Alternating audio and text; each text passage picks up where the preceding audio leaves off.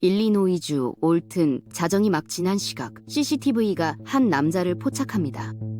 그는 흰색 세탁 바구니를 들고 조용한 거리를 걸어가죠. 평범해 보이는 이 장면. 하지만 그 바구니 안에 무엇이 들어있는지 아무도 몰랐습니다.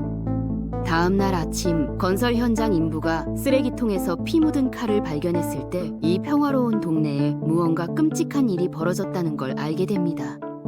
그리고 몇 시간 후 한 여성이 비명을 지르며 911에 전화를 걸죠. 내 딸의 머리가 잘렸어요. 22살 임신부 리사 도드의 삶은 그렇게 끝났습니다.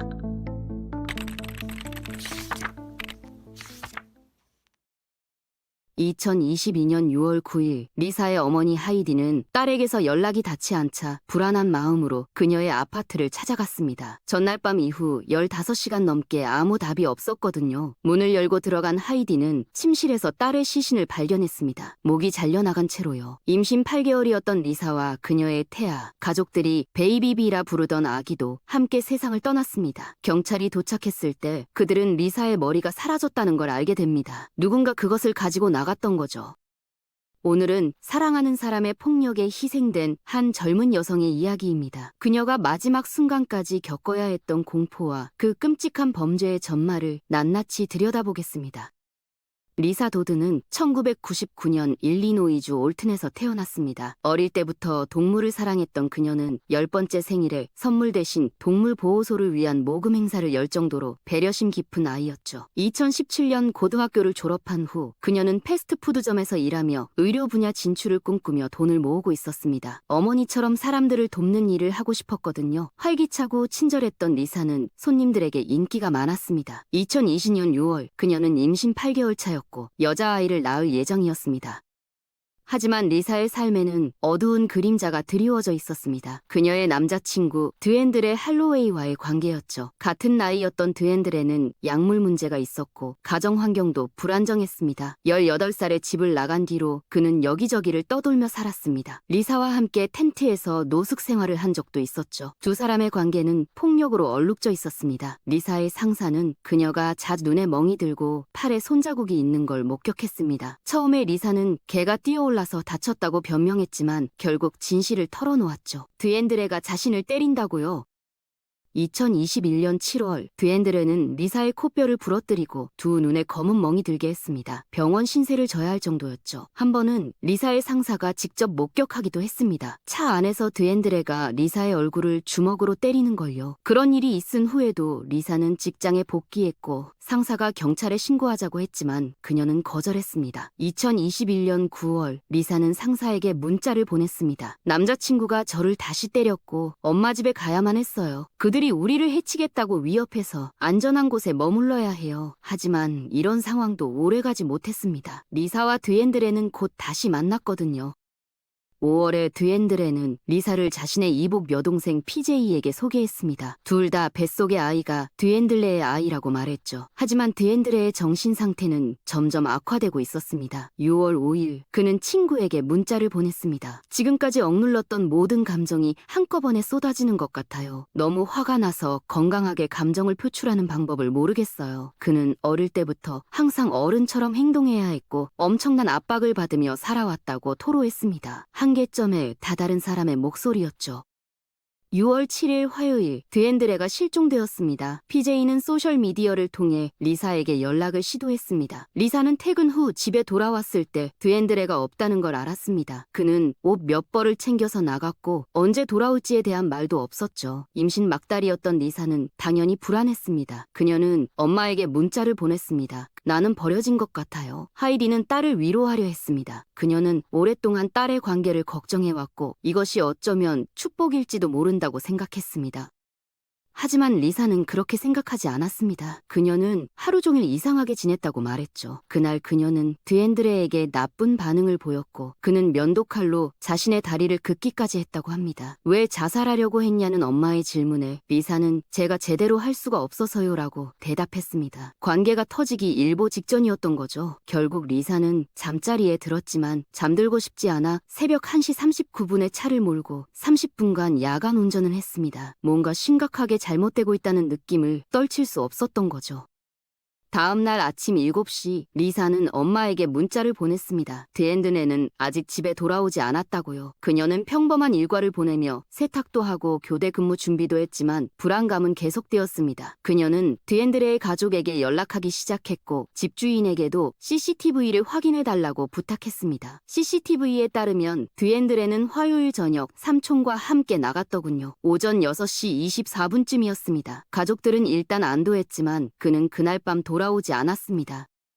6월 8일 저녁 8시 리사는 갑자기 연락을 받았습니다. 드앤드레의 삼촌이 그를 데려다 준다는 거였죠. 리사의 엄마는 불만스러웠습니다. 임신 말기인 딸을 이렇게 대하다니요. 그녀는 리사에게 조심하라고 당부했습니다. 하지만 리사는 드앤드레를 데리러 갔습니다. 두 사람이 오후 9시 11분에 아파트로 돌아오는 모습이 CCTV에 포착됐습니다. 리사는 엄마에게 알아내려고 노력하고 있어요. 라는 마지막 문자를 보냈습니다. 이것이 그녀가 보낸 마지막 메시지였습니다. 오후 10시 49분 하이디는 괜찮아 라고 물었지만 답이 없었습니다. 그때쯤 리사는 이미 죽어 있었습니다. 아래층 이웃은 그날 밤 이상한 소리를 들었습니다. 오후 9시 30분쯤 그들이 퇴근해서 집에 돌아왔을 때 현관문이 열려 있었습니다. 평소와 다른 모습이었죠. 그리고 숨죽인 비명소리가 들렸습니다. 마치 손가락을 베었을 때 너무 아파서 입을 막고 소리를 죽이는 것 같은 그런 소리였습니다. 이웃은 위층 아파트가 흔들리는 걸 느꼈습니다. 무언가 심각한 일이 벌어지고 있다는 걸 알았지만 두려워서 확인하지 못했죠. 오후 9시 45분쯤 비명소리가 갑자기 크고 격렬해졌습니다. 그리고 쿵 하는 소리가 대여섯 번 들렸습니다. 소리가 들릴 때마다 점점 더 커졌죠. 이웃은 그 소리를 이렇게 묘사했습니다. 나무를 자르는 것 같았어요. 일정한 리듬이 있었거든요. 나무를 자르려면 도끼를 들어올려서 모든 힘을 실어 내리쳐야 하잖아요. 그런 리듬이었습니다. 4-5번, 어쩌면 6번 정도 그런 소리가 들렸는데 갑자기 멈췄습니다. 비명도 멈췄고 소리도 멈췄고 흔들림도 멈췄습니다. 모든 것이 조용해졌죠. 이웃들이 감히 떠올리고 싶지 않았던 그 쪼개지는 소리는 리사의 목이 잘리는 소리였습니다. 누군가 밖으로 나가는 소리가 들렸지만 이웃은 너무 무서워서 창문을 내려다보지 못했습니다. 약 2분 후 그 사람이 다시 들어갔다 나왔습니다. 이웃은 집주인에게 문자를 보냈습니다. 집에 도착하자마자 쿵 하는 소리가 나기 시작하더니 누군가 5분 동안 계속 비명을 질렀어요. 1분 정도 멈췄다가 다시 쿵 하는 소리가 났습니다. 위층 문도 살짝 열려 있었어요. 집주인은 리사에게 연락하려 했지만 아무 응답이 없었습니다. 다시 소리가 나면 경찰에 신고할게요라고 이웃은 말했지만 이미 너무 늦었습니다. 오후 11시 57분 CCTV에 드앤드레가 나타났습니다. 그는 흰색 세탁바구니를 들고 있었죠. 리사의 차 옆에 섰다가 다시 안으로 들어갔습니다. 그는 옷을 갈아입었고 검은 신발을 신고 얼굴을 가렸습니다. 몇 분 후 그는 세탁바구니를 들고 나왔습니다. 그는 화면 밖으로 걸어가 근처 담배가게 뒤편의 쓰레기통으로 향했습니다. 자정 1분 후 흰 세탁바구니가 쓰레기통에 버려지는 모습이 다른 CCTV에 포착됐습니다. 경찰이 나중에 알게 되겠지만 그 바구니 안에는 리사의 머리가 들어있었습니다. 2시간 후 리사의 차가 주차장에서 사라졌습니다. 드앤드레는 어머니 집으로 갔습니다. 새벽 2시 30분쯤 그는 문을 두드리며 나타났습니다. PJ의 여동생은 그가 긴장한 모습으로 왔다 갔다 하는 걸 봤다고 말했습니다. 다음날 아침 10시 PJ는 욕실에서 드앤드레를 발견했습니다. 그는 머리를 자르고 있었죠. 왜 머리를 자르냐고 물으니 그냥 새롭게 시작하기 위해서라고 대답했습니다. 드앤드레는 2년 동안 머리를 자르지 않았고 자신의 드레드락을 자랑스러워했습니다. 왜 갑자기 오늘 머리를 자르는 걸까요? 그는 엄마에게 샤워하고 옷을 좀 가져가도 되냐고 물었습니다. 엄마는 회색 운동복 바지를 포함한 갈아입을 옷을 줬죠. 이상한 점이 있었습니다. 그는 자신이 입었던 옷을 밖으로 가져가 보도 옆에 뒀다가 다시 들어와서 샤워를 하고 나중에 그 옷들을 쓰레기통에 버렸습니다. 그리고 할머니가 놀라운 걸 발견했습니다. 드앤드레가 리사의 신분증, 직불 카드, 그리고 열쇠들을 가지고 있었던 거죠. 할머니가 왜 그녀의 물건을 가지고 있냐고 물었지만 드앤드레는 대답하지 않았습니다. 정오쯤 그는 잔디를 깎으러 간다며 도보로 집을 나갔습니다. 어디로 가는지는 말하지 않았죠. 드앤드레는 자신의 흔적을 지우려 했습니다. 옷을 갈아입고 버렸고 리사의 개인 소지품들을 할머니에게 넘겼습니다. 리사의 차는 길가에 주차하고 창문에 손으로 쓴 판매 중 표지판을 붙여뒀습니다. 그리고 그는 걸어서 사라졌죠. 한편 리사의 엄마 하이디는 딸의 아파트에 도착했습니다. 전날 밤 이후 15시간 넘게 연락이 안 됐거든요. 문을 열고 들어간 그녀는 2분 후 눈에 띄게 몸을 떨며 밖으로 나왔습니다. 그녀가 911에 전화를 걸었을 때의 목소리는 모든 것을 말해줬습니다.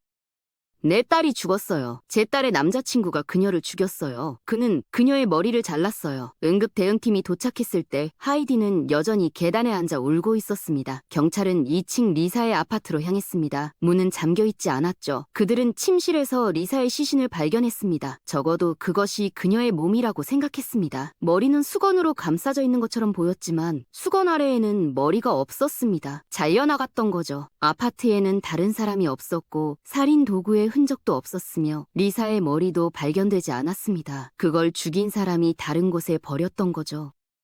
리사가 살해당했을 뿐만 아니라 그녀의 몸이 훼손되었고 평화로웠던 동네는 산산조각이 났습니다. 그들은 옆집에서 누군가가 이런 식으로 죽은 채 발견됐다는 걸 알게 됐죠. 그 아기는 리사의 어머니와 나머지 가족의 연장선이었습니다. 그래서 그들은 2명을 잃었습니다. 한편 다음 날 아침 건설 현장 인부는 쓰레기통에서 이상한 물건들을 발견했습니다. 피 묻은 옷가지들, 여성복과 남성복, 빨간 슬리퍼, 그리고 톱니 모양의 날카로운 날이 달린 쌍칼이었습니다. 손잡이에도 칼날에도 피가 묻어 있었죠. 인부는 이 장면에서 가능한 한 멀리 떨어지고 싶었습니다. 뭔가 끔찍한 일이 벌어졌다는 걸 본능적으로 알았거든요.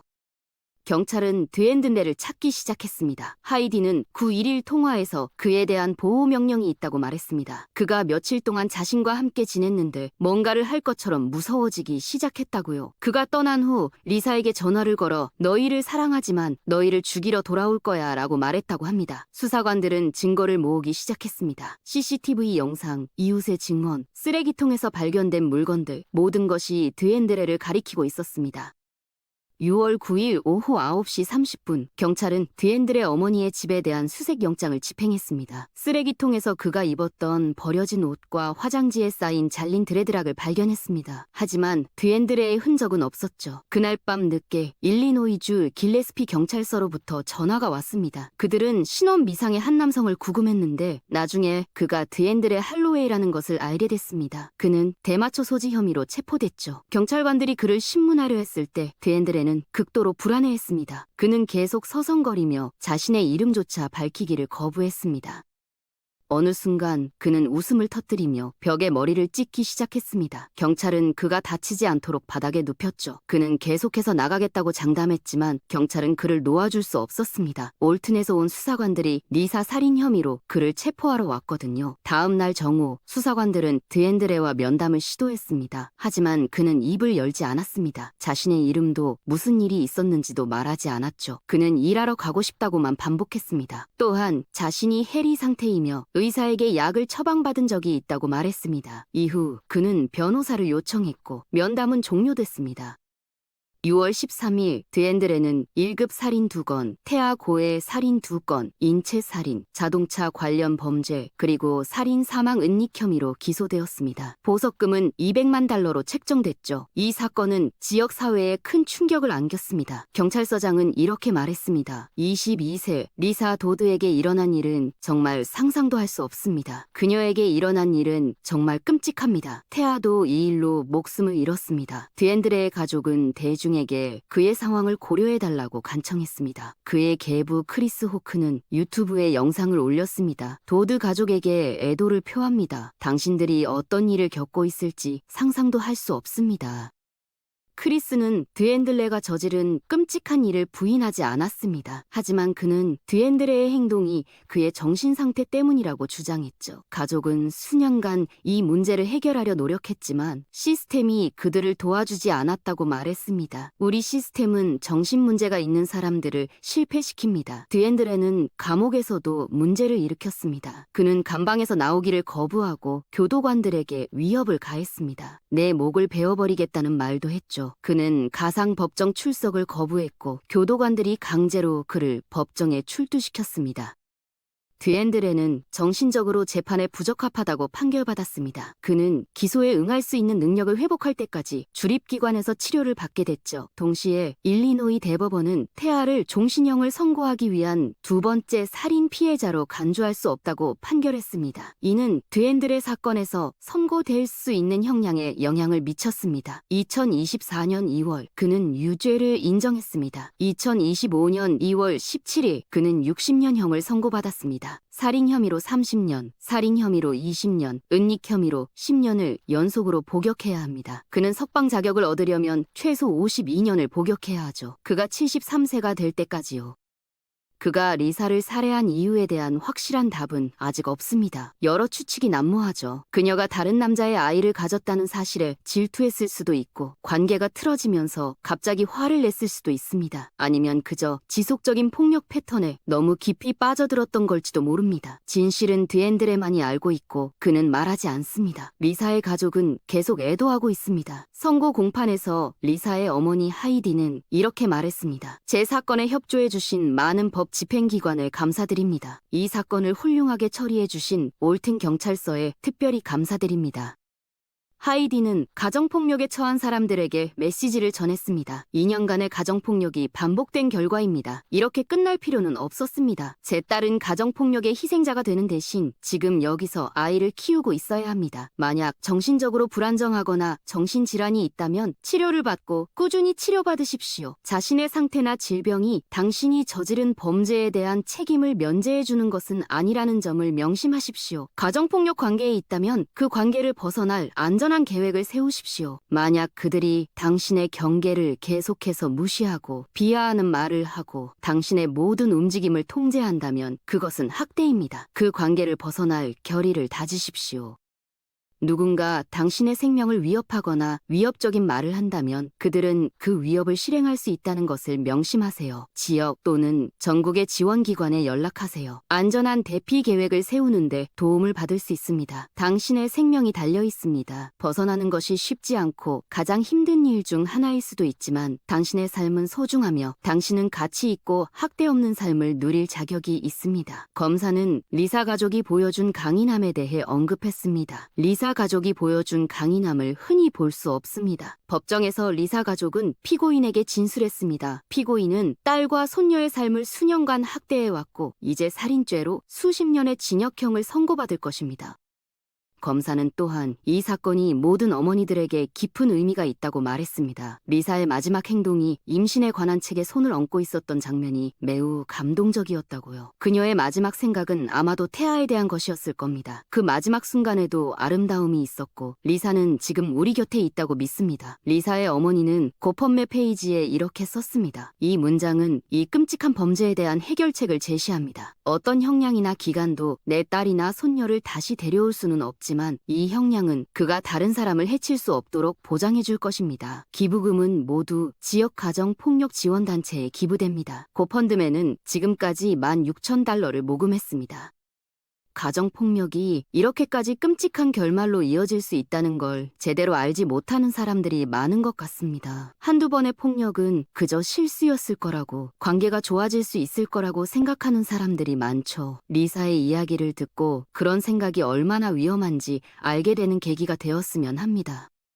폭력은 반복되고 점점 더 심해지고 결국 돌이킬 수 없는 결과로 이어질 수 있다는 것을요. 만약 지금 누군가 이 이야기를 읽고 있다면 자신의 관계를 돌아보게 되지 않을까 싶습니다. 당신을 때리는 사람, 당신을 통제하려는 사람, 당신의 가치를 깎아내리는 사람과 함께 있다면 그것은 사랑이 아닙니다. 당신은 그런 관계에서 벗어날 자격이 있습니다.